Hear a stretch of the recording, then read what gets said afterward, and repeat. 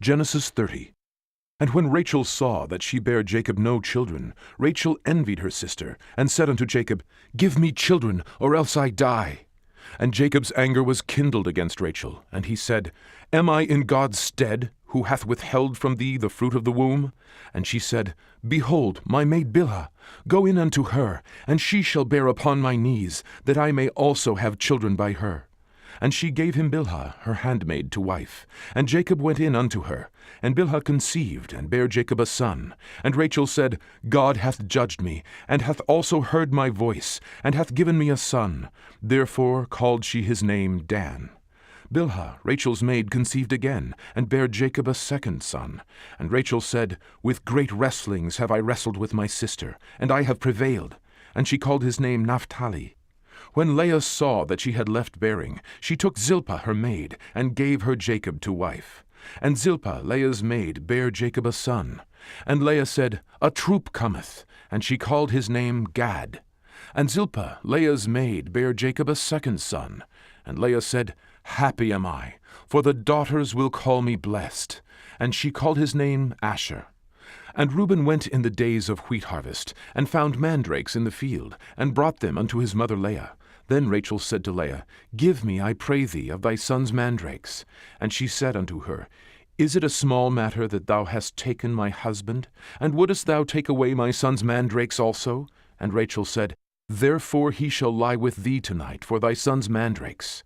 And Jacob came out of the field in the evening, and Leah went out to meet him, and said, Thou must come in unto me, for surely I have hired thee with my son's mandrakes. And he lay with her that night.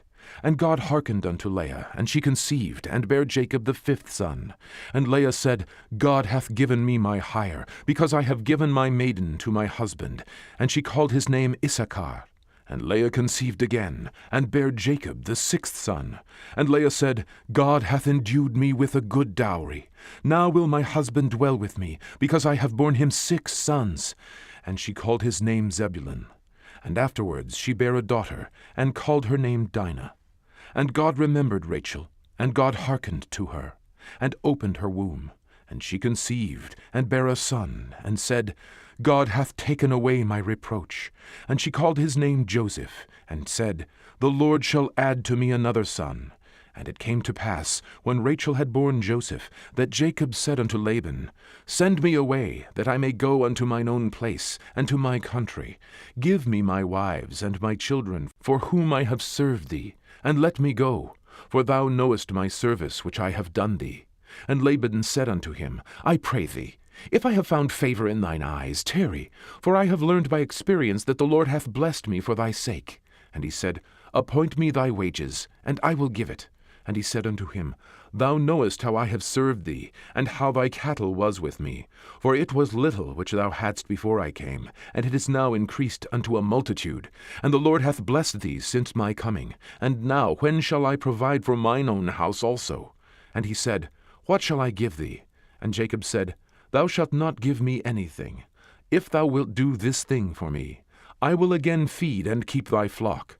I will pass through all thy flock today, removing from thence all the speckled and spotted cattle, and all the brown cattle among the sheep, and the spotted and speckled among the goats, and of such shall be my hire.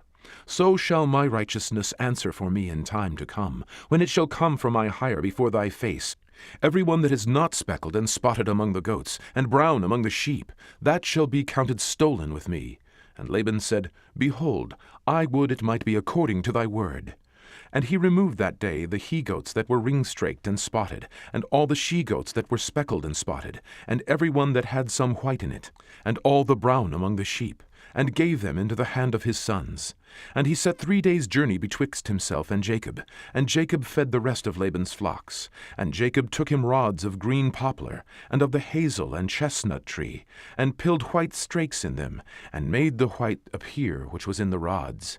And he set the rods which he had pilled before the flocks in the gutters, in the watering troughs, when the flocks came to drink, that they should conceive when they came to drink.